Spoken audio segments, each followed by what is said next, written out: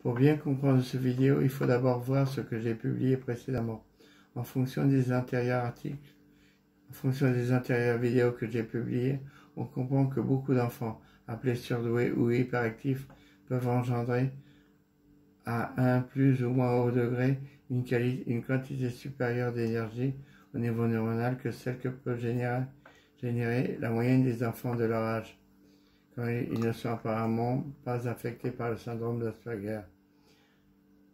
Pour cela, ils peuvent posséder des capacités d'apprentissage et de remémoration supérieures à ceux de la moyenne.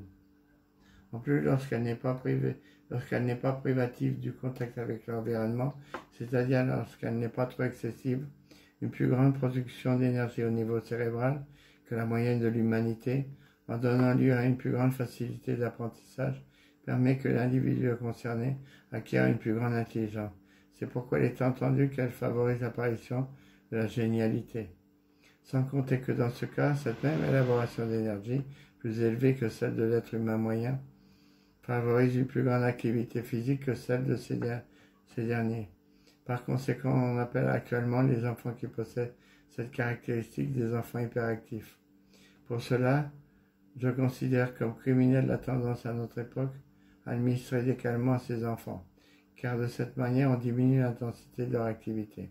En plus, dans ce cas, on diminue aussi leur capacité cognitive et en conséquence de cela, leur capacité d'acquérir une intelligence remarquable.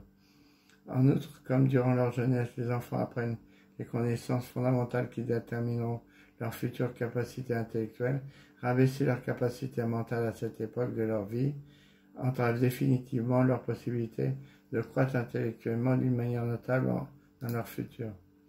En vue de cela, il convient de leur faire pratiquer un sport sans exagération à ces enfants hyperactifs. De cette manière, ils ne perturberont pas leurs parents et conserveront leur capacité intellectuelle.